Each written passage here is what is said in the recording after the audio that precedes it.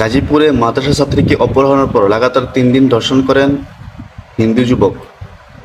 জানা গেছে এই মেয়েটার বয়স 13 বছর। তাদের বাড়ি হলো কুড়িগ্রামে। তার বাবা মা গার্মেন্টসের চাকরির সুবিধার্থে তার গাজীপুরে থাকে এবং সেই ভাড়া বাসায় তার যেই প্রতিবেশী আছে সঞ্জিত কুমার এবং তার শ্যালক লোকনাথ চন্দ্র দাস।